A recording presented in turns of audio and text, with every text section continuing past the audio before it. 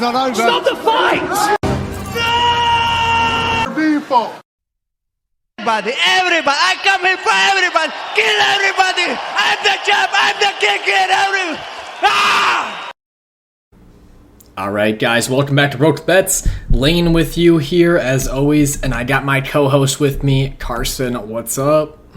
Yo, Abu Dhabi card. Back in the desert, as Johnny Walker would say. Yeah, right. Yeah, let's just get right into this, guys. We got first fight, Sedriques Dumas versus Denis Tiuliulin. Going with Denis Tiuliulin as the underdog here. This is a weird fight to predict because Dumas is, not that great of a fighter. Maybe looks more intimidating than he actually is. Does have some decent power in the hands and okay striking ability, but really not that great of a striker. He won moments on the ground versus Brundage. But I feel like Tiuliulin, as bad as he is on the ground, I think there's an opportunity for him to get Dumas tired, even with just that little bit of grappling and stage a comeback performance. So I'm going to go with Tiuliulin with a round 2 knockout. What do you think here? Yeah, I think Tiuliulin is better than what his record indicates. He's pretty much fed to the Wolves in pretty much all of his fights. So obviously Leroy Duncan, Gregory Rodriguez, Jun Park, Kershev. He's losing to some pretty good opponents. Ikram Aliskerov as well too. So I think he's better than what his record looks like, but he has decent striking, and I think he'll be better than Dumas. So Dumas is trash. Yeah, I think his striking should be a little bit more creative. He actually puts together decent combos, has some decent aggression, but like you said, he's a sacrificial lamb for this division, and stepping in on short notice as well multiple times. But it'll be an interesting fight just because neither of them are that great. But the 11-9 record is also somewhat deceiving. So give us Tiuliulin KO round 2. Okay, for the next fight, we have Herbert versus Rolando Bedoya. Carson, who you gonna pick here? Yeah, I think I'm leaning towards Herbert here. I think he's got better range management and has more tools on the feet. Bedoya coming down to 155 in this one.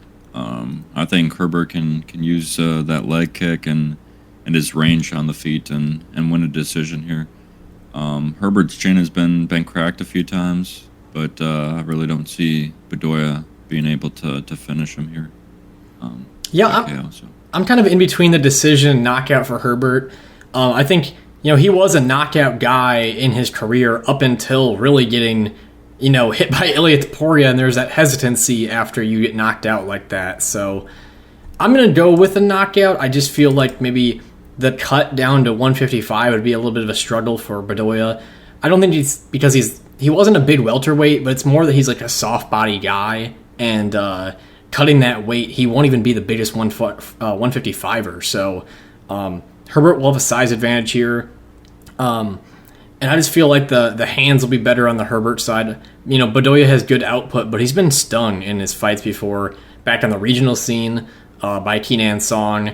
And I think this is just a little bit of a tougher matchup for him to come over. The biggest thing is Herbert needs to be aggressive, and he could win. So I don't know if I trust that. Yeah, Bedoya's never been finished before. And like you said, after Herbert got finished by Topuria, he won that first round too, probably. And then his last 3 fights have all been decisions. But yeah, like you said, prior to that, all of his fights were pretty much ending quickly. Right. All right. Herbert KO round 2. Okay, for the next fight, we have Victoria Dudakova versus Sam Hughes. It's a close one. I'm going to go with Dudakova. I just feel like the boxing looked all right versus Jinyu Fry. The wrestling's okay. She's heavily overrated, if you ask me, though. I don't know if it's just because of a Russian background, if people think she's attractive, whatever. I guess undefeated record people get clung on to as well. But I do think the hands will be slightly better. The grappling is somewhat concerning. She got held down by Jinyu Fry for like a whole round. And a lot of these girls, they have trouble just getting off their back once they're taken down. Sam Hughes, though, has just made a career on having better cardio than the girls that she faces. You look at the win she got, Amarim gassed out, Elise Reed gassed out, Estela Nunes gassed out, and she just doesn't get that tired. So if Dudakova's in a scenario where she gets tired and she falls to the ground and Hughes can get top control, that's really the only way I really see her winning. So yeah, give me Dudakova with just better boxing. Yeah, I think she is pretty good striking. I think her wrestling's all right too as well. She still is only 25 years old too, so I'm assuming she's improving every time out there. She broke Stella Nunes' arm in 30 seconds, and then oh god, yeah, the Jinyu Fry one was. I mean, her last 3 fights were all weird. I remember the Contender Series 1, she like tore her ACL or something, or hurt her knee, and then still fought through that one, winning a decision. Obviously, the Stella Nunes one, and then the Jinyu Fry, apparently she had like staph infection in some nether regions or whatever, and missed weight. Her last fight got canceled because of another coochie staph infection. So so I don't know what's going on with her, but her last 3 fights, there's been something wrong in all 3 of them. So I don't know what's going to happen here. Definitely, I think the over 2.5 rounds is really the only play on a fight like this. So yeah, I like that. Yeah, Dudakova by decision. Okay, for the next fight we have Guram Kutateladze versus Jordan Vucenic. Going with Guram here, Vucenic just heavily, I mean, it's a little bit overrated in my mind. This guy, he's just heavily tatted, and I guess maybe it gives an intimidation factor. He's not a bad fighter, though. I mean, this guy, he moves well, but he's fighting some bad competition. I mean, 13-8, 10-4, 12-8, 3 straight wins, easy submission wins as well. Coming into this one, Guram, great BJJ, not the best wrestler, but better BJJ in my mind. And then also just a guy who wants to brawl on the feet and has technique with it as well. So I think Guram knocks out Vucenic here in round 2. I just see him being the heavier striker. Yeah, I mean, Guram, it feels weird to say, but he hasn't won a fight since 2020. So hopefully he can get back in that win column. But yeah, I mean, Vucenic, his last few opponents weren't that great, but prior to that, I mean, he beat Morgan Charrier and lost a decision to Paul Hughes. But prior to that one, he won a split decision against Paul Hughes, which is he's a pretty good Cage Warriors guy. But yeah, I mean, short notice one. Fight. Vucenic just won like last week, so this is really short notice for him. I think Guram will be a little bit better here with the training camp. He did have a full training camp. I do believe he was scheduled to fight someone else, but yeah, I mean, I think this should be a really good fight too. Yeah, I think Vucenic, getting that first win over Paul Hughes. The second one, though, Paul Hughes had all the big moments. It seemed like he hurt Vucenic multiple times.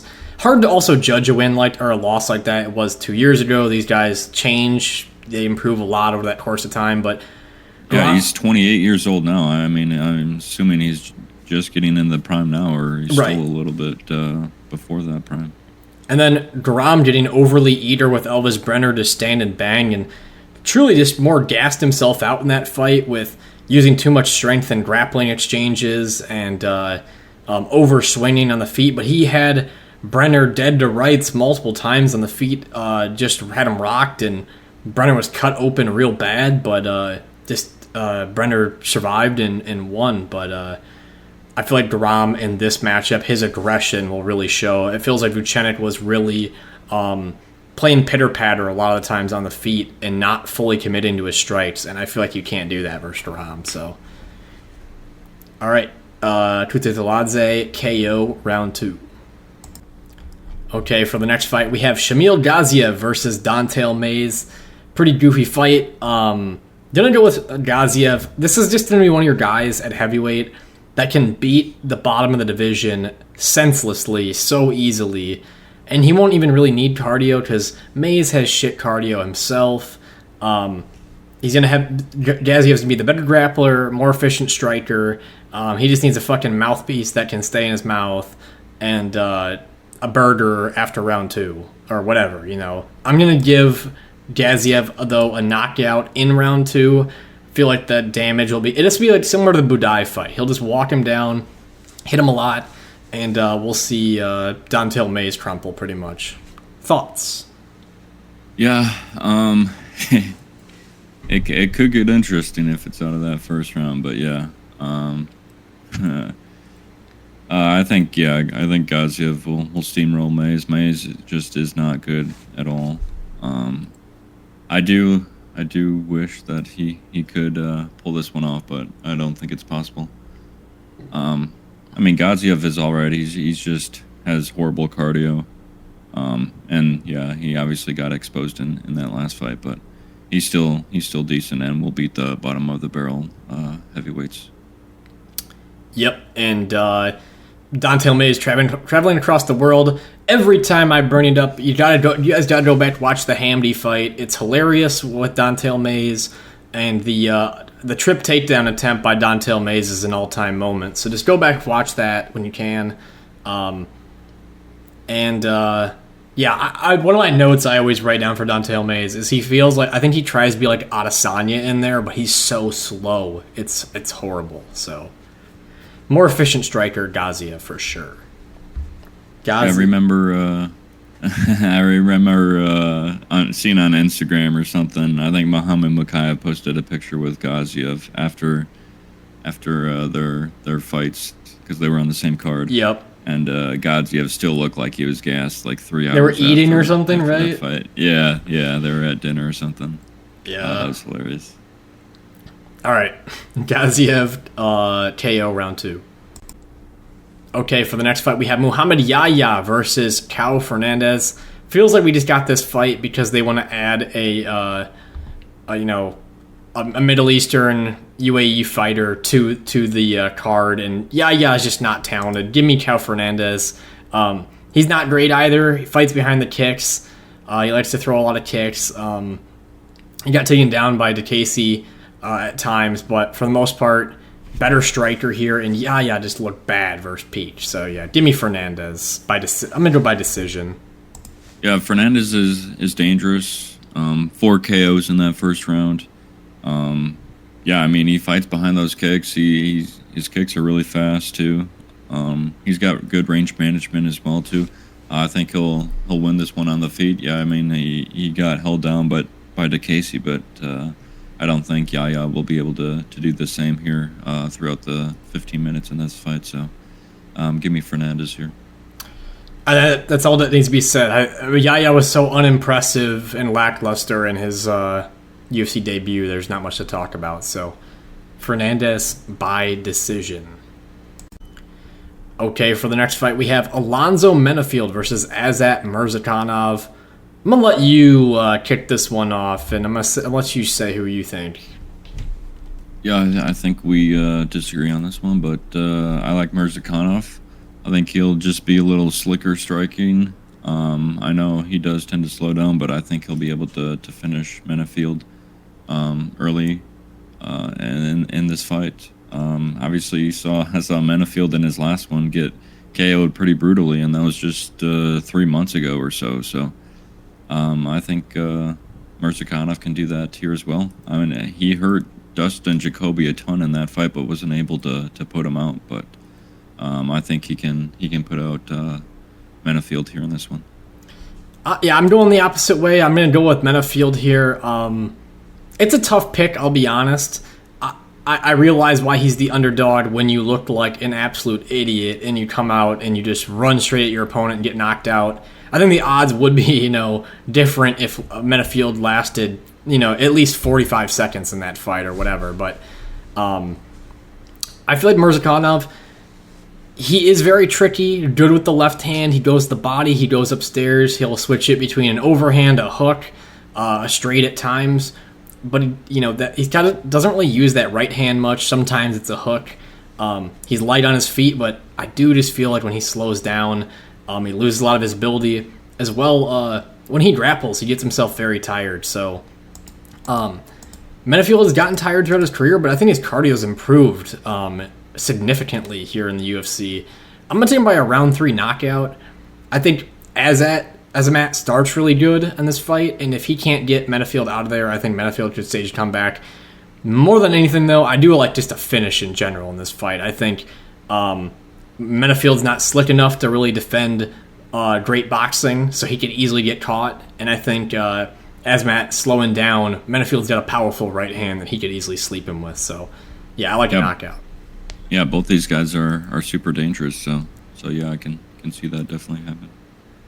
But I like this fight. I'm actually looking forward to this one. So yeah, should be good.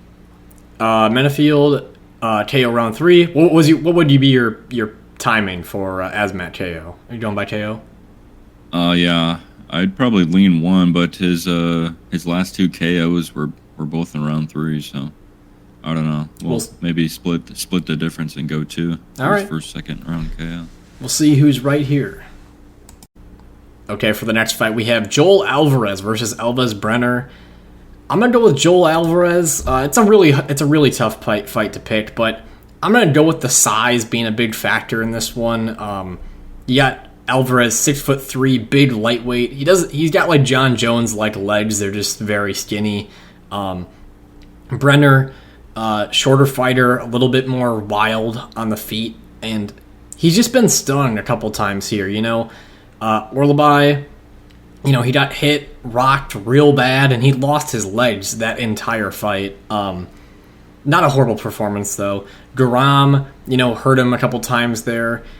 And I feel like Alvarez just is going to have a little bit more tools on the feet, better Muay Thai, like step-in knees, elbows here or there, leg kicks.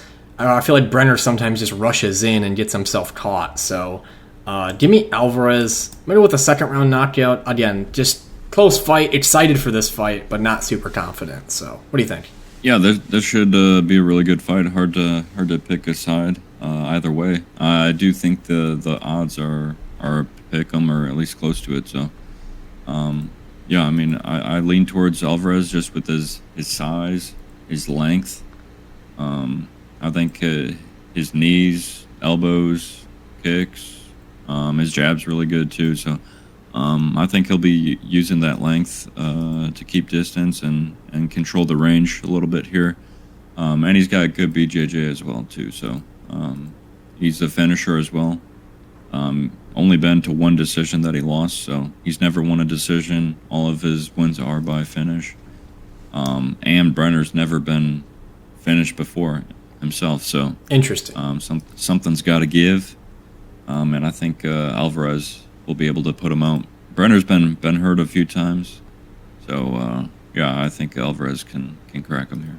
The only scare I have for this one for Alvarez is he is a good jiu-jitsu guy, but there's a chance Brener has pretty good wrestling. He took down Guram at times and even got his takedowns back on Orlabai at moments. So there's a chance, DeCasey was on top of Alvarez for a good two minutes or something, with control. And Sedriques easily took down Alvarez. So there's a concern for that there. I wouldn't want to lose minutes on a bet just for the wrestling, but that could also fatigue Brener just to even have to wrestle. So we'll see. Good fight, though.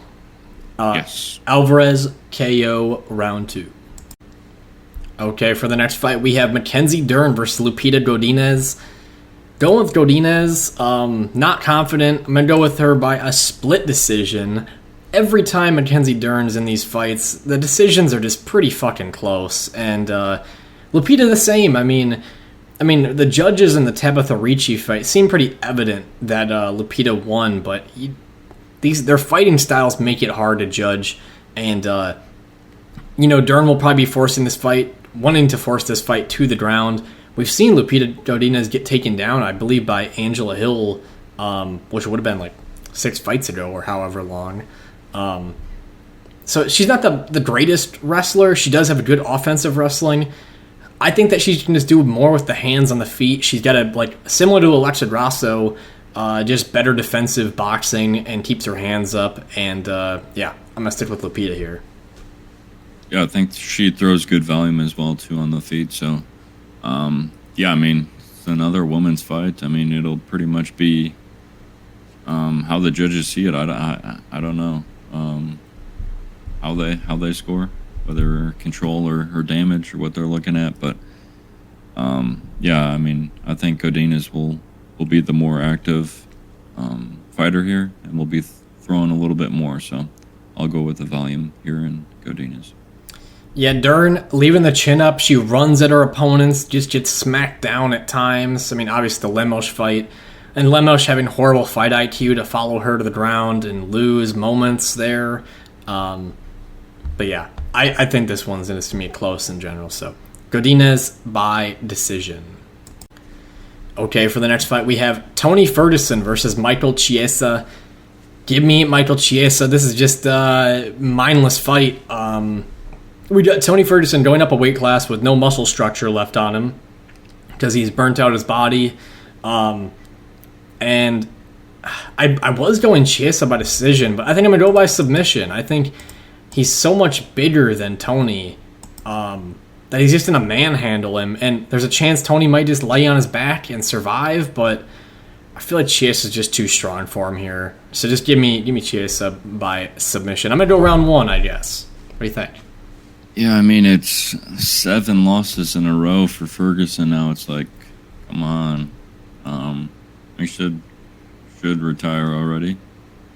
I don't even know why this fight is happening, let alone why is it happening in Abu Dhabi. I don't know. But yeah, I mean, Chiesa bigger. Yeah, I think he just outmuscles Ferguson. Maybe Ferguson's able to reverse one of these takedowns and find his own submission, but yeah, I mean, that's pretty much his only path out to victory here. It feels like Tony set this standard that, like, you know, when Dustin Poirier's talking about, like, I don't want to be one of these guys that's like eaten up by the division and he keeps on trying to chase the dream, and it's like, I think people just like look at Tony Ferguson and they're just like, fuck, man, what are you doing? And yeah, it's just not a good look, not good for your health or anything. And I think as soon as he gets taken down, he just stays down for every round.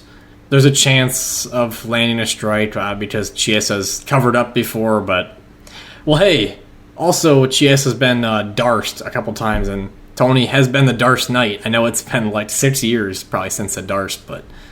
Yeah, Chiesa has 5 submission losses. Yeah, I just don't even see Tony throwing up submissions anymore, so he can't really wrestle like he used to. Anyway, enough depression. Chiesa, submission, round 1. Okay, for the next fight, we have Chito Vera versus Davison Figueiredo. Who are you going with on this one, Carson? Yeah, I like Figgy here. Obviously, Chito's going to drop that first round like he typically does, so... in a 3-round fight, I mean, he's only got he's got to win the next 2 or find a KO in those 2 rounds. So, I like Figueiredo. He's really well rounded. I see him grappling here in this one a little bit too. Yeah, and his fight IQ is really good too. So, give me Figgy. I think I can't remember which fight. Probably I think the Rob Font fight. Where like 30 seconds or so left in the round, just to bank those rounds, you'd get a takedown late in those rounds and secure those rounds for sure. So I like his fight IQ a ton too. So I like Figgy. Yeah, I mean, I love Chito, man, and I want to pick him so bad, but a lack of commitment to like just throwing and going.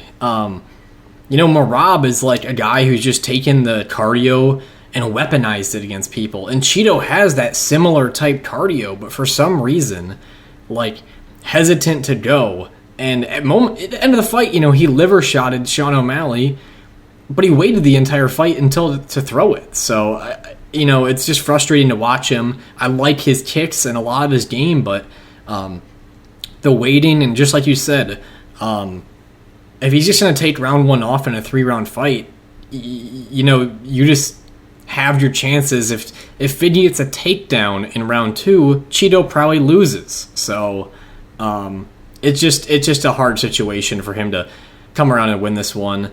I do admire his chin and his durability and all that shit and how cool of a guy he is, but frustrating at times to watch. So yeah, I think Figueiredo will kind of take the Cory Sandhagen route, at least some of it with that grappling.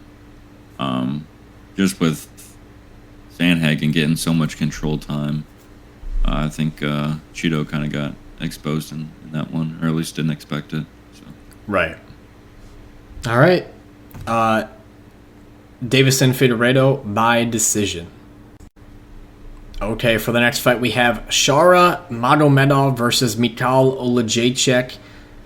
I'm going Shara. I don't love it. I just think Mikhail's coming off of a broken arm or dislocated arm. I don't know how those things heal, and I don't think this date's completely accurate. Maybe it is, but yeah, it was within 2 months when Kevin Holland broke his arm. And man, I even went back and watched the clip of just the arm break, and Kevin Holland's yelling down to Olajaychek like, "Hey, I'm gonna break it." And then you see Holland look at him, and then he just breaks his arm. Oh, it's just like brutal. And yes, he did clip Holland, put him down, but at times Holland's a sitting target, whereas I feel like Shara's going to move his feet better. Also, probably expose more body shots, which Olajaychek's been exposed for, getting hurt there as well. So I like this one just for a finish, though, for either fighter. I'm going to go with the Magomedov KO in round 2. Yeah, I like Shara here. I think this is a pretty favorable matchup for him here as well, too, where you get a guy who's probably higher in the rankings, but it's a pretty good matchup for you, just because Olajaychek won't be grappling, or at least I don't think he will be. Magomedov kind of got exposed against Bruno Silva. His takedown defense is not that great, but his kicking game is really good. He's very quick. So yeah, I like kicks to the body. I think will do well here, and I think he'll finish Olajaychek here. I also feel like, obviously the takedowns aren't in this game, but I feel like even if Olajaychek did get a takedown, he won't lay on top of Shara. He'll just try to throw everything he possibly could. That's just the way he does it. And, the movement. I mean, I just love these types of fights because Shara's going to be moving backwards and McCall's going to be moving forwards the entire fight until whatever happens. So it makes for an interesting matchup. And Shara might have been more hesitant to throw a lot of strikes versus Tricoli because of that threat of the takedown, and since that won't be really here, it could be a completely different style matchup. So, all right, Magomedov KO round 2. All right, guys, for the main event, please drop a like, subscribe, drop a comment down below. But yeah, here we are, Cory Sandhagen versus Umar Nurmagomedov. Long-awaited main event here. It's been scheduled prior. I'm going with Umar. This is a tough one, very tough. I feel like the big difference, especially with someone like Umar, is the threat of the takedown is so immense. And Cory Sandhagen already, I won't say he's exactly hesitant, but not the most damaging striker. He likes to get in and out of movement, touch, move, possible takedown. He won't be able to open up that striking, I don't think, as much as he wants, just because of that threat of the takedown. He likes to do the flying knees. It's going to be hard time one because I think Umar has phenomenal timing on his takedowns. At times he can get a little antsy and shoot, but I still think it'd be hard for Cory to catch him clean. Umar's kicks can easily handle the range because Cory likes to fight at range. So it's an interesting matchup. I'm gonna go with Nurmagomedov by decision. I could see him get a submission here though too. Yeah, probably number 1 bantamweight fight here. I like, Umar's kicks are phenomenal. They're very quick, and you really don't expect him. How fast he throws him up like that. I like both fighters here. Sandhagen's pretty good as well, but I feel like Nurmagomedov will just be a step ahead grappling wise. So yeah, I mean probably decision. Has Sandhagen been submitted? He's been submitted Aljo. once against Aljo. Yeah. So yeah, I lean towards decision. I think too. Like I just see Sandhagen giving up his back on the cage these times where.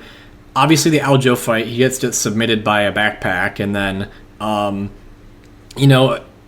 TJ Dillashaw fight, a lot of that fight was spent with Dillashaw not, like, taking his back in a submission position, but, holding his back against the cage, and I feel like Umar, if he gets your back against the cage, he'll one, either get a takedown or, get that locked up and sit on your back, so, not a good spot to be. I've seen Cory do a lot of Granby rolls and stuff like that, but these Russians are so fucking good, even at getting past the Granby roll and all that stuff.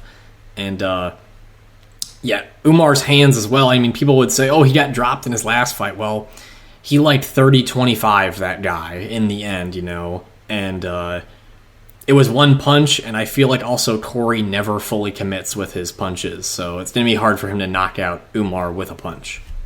But, yeah, Umar's grappling, or at least the threat of the takedown, will open up his hands and kicks on the feet too as well. So that's another thing to keep in mind here.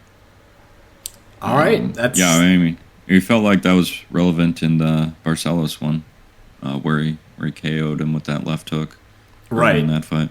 His hands do look like stiffer in a lot of these fights too. Like when he's touching, there wasn't even just that left hook knockout. I went back and saw some other punches in that one. I was like, shit, that was kind of fast, Yeah, his striking's he's definitely good. Obviously, just the grappling is number one, so that's what everyone will look at. 5-round cardio. I mean, his cardio's looked amazing over the course of 3 rounds. Curious what will happen, though, if there's a lot of scrambles, if his cardio will hold up over 5 rounds. I would assume so, but we'll see. So yeah, another thing to keep in mind, Sandhagen has that 5-round experience as well. Yep. Multiple times, so yeah. Absolutely. All right. Nurmagomedov by decision. All right, to recap, UFC 304... bad betting results from us. Minus 3.28 units. Just a tough card overall. I mean, as you can see, everything every straight bet we put just destroyed here. So, Manel Mohammed Makayev, couldn't get any more unlucky in my mind. Cop breaks his toe, and then he just, impacts his movement. Makayev isn't throwing strikes. They're not really engaging. Makayev also probably deserved a point deduction for pantsing him, eye-poking him, nut-shotting him, and some other, tomfoolery. But weird overall.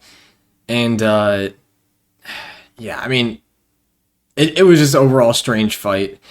And Kopp just throwing no strikes as well in round 1 was setting up nothing to look good. Even though somehow I think he won round 1 on 2 judges' scorecards just because of that end flurry, which damage, I guess, wins, but a little bit goofy. Next bet, Parsons. Just couldn't get the takedowns, man. I mean, for how many takedowns he's gotten in previous fights, just Oban Elliott's really surprised me with how well he did. His cardio was great. Striking at range was nice.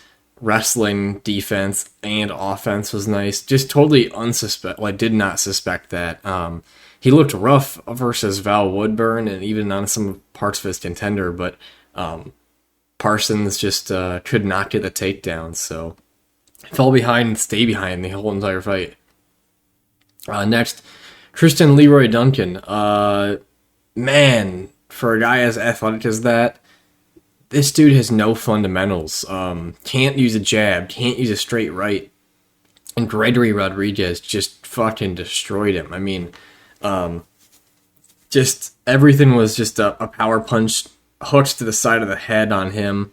Took so much damage, but Clearly, I'll have to take that into consideration with him going forward. I thought maybe his loose style would be able to catch Rodriguez, and he did have some crazy elbows that could have had big impacts, but overall just kind of battered with bad decisions. Then Tom Aspinall, Curtis Blades, the biggest line movement bet that we got, and the biggest steal of the night. Obviously done in a minute, like the Tom Aspinall fight does. So, again, that was just easy money. I had to put big money behind it just to make up for that line movement. And then finally, I had Leon under 1 takedown, and he was shooting takedowns. I was like, what the fuck's this guy doing? Leon, man.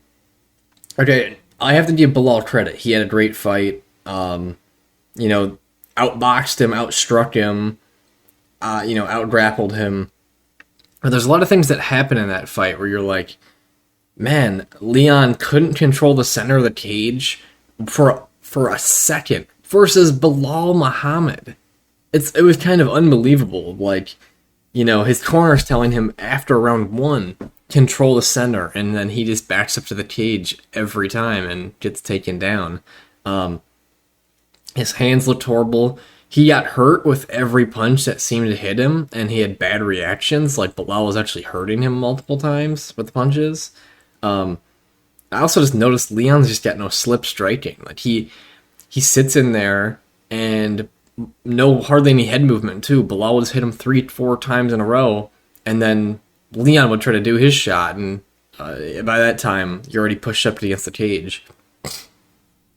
But, last 3 rounds are pretty boring, but I really thought Leon wouldn't get that takedown, and he went for 2 takedowns in the first or second round, so lost that one pretty fast. But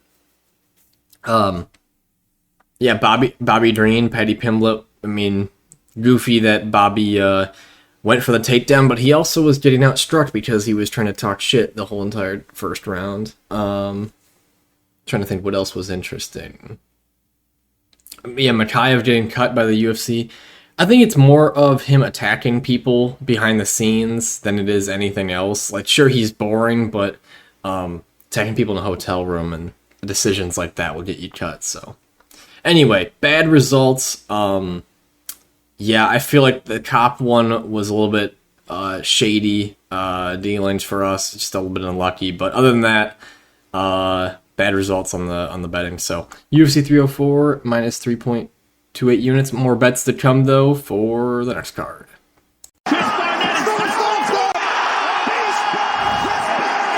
I know. It doesn't matter from the trenches. I'm built like this. Don't doubt me, I couldn't do it.